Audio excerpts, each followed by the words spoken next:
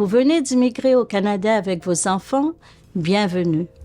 Mais saviez-vous que certaines pratiques éducatives acceptées ailleurs peuvent ici être illégales?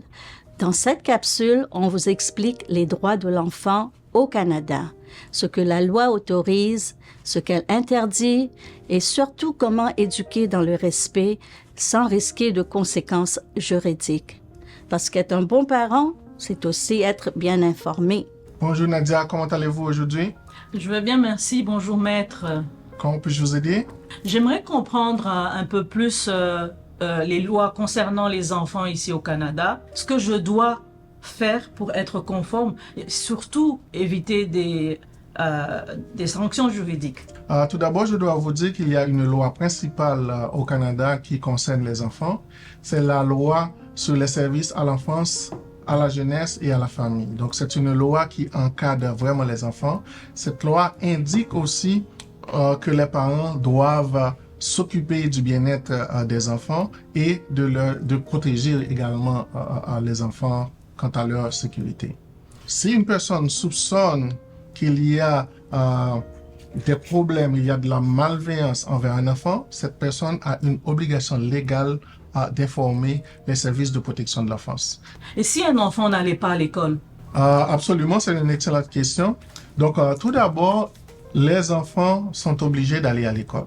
Et c'est une obligation des parents pour s'assurer que les enfants qui ont moins de 18 ans aillent à l'école.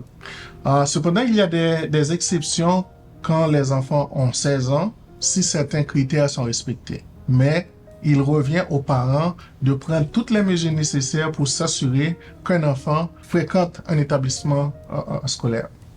Beaucoup de parents nouveaux arrivants se posent la même question que Nadia. Ai-je le droit de corriger physiquement mon enfant? La réponse est oui, mais dans des conditions extrêmement limitées.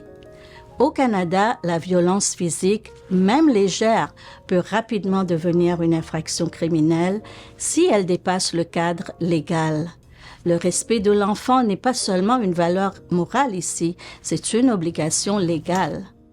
Alors maître, vous savez, étant nouvellement arrivé dans mon pays, corriger un enfant physiquement, c'est courant. Qu'en est-il ici au Canada? Ça, c'est une question que beaucoup de personnes immigrantes me posent et c'est vraiment une question importante parce que entre les pays d'origine et le Canada, il y a des différences. Au Canada, le châtiment corporel des enfants est très limité. Donc, on a l'article 43 du Code criminel du Canada qui prévoit que on peut utiliser la force, les parents peuvent utiliser la force, cependant, cette force doit être raisonnable et très limitée.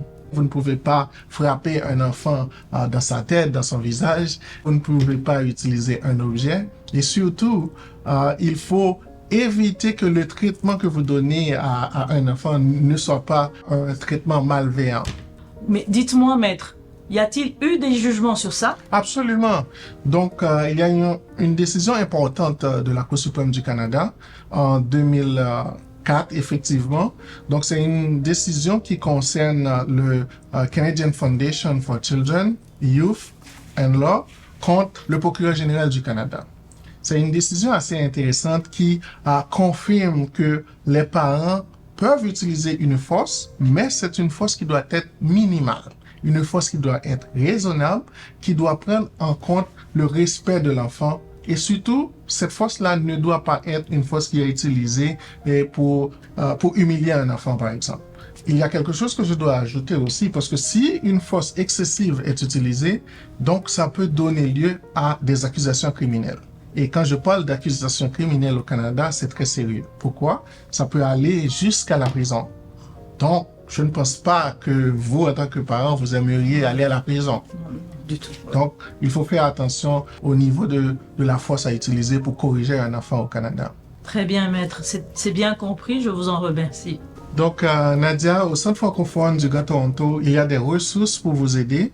Donc, je vous laisse avec cette brochure si vous voulez continuer à avoir d'autres informations. Et c'est vraiment rassurant d'entendre tout ça. Et je crois que je suis bien outillée et merci beaucoup. Nadia, c'est toujours un plaisir de vous rencontrer. Si vous avez des doutes, si vous avez des questions, n'hésitez pas à contacter un avocat une avocate, un organisme de soutien à la famille, un organisme communautaire comme le Centre francophone du Grand Toronto, vous aurez des réponses à toutes vos questions. Encore une fois, Nadia, bienvenue au Canada. Merci, maître. Connaître ses droits, c'est aussi protéger sa famille. En tant que parent, votre rôle est essentiel. Et ici au Canada, vous n'êtes pas seul. Des organismes, des avocats, des services communautaires sont là pour vous guider. Alors, continuez à poser des questions, à vous informer, parce qu'un parent informé, c'est un parent qui protège mieux. Et surtout, bienvenue chez vous.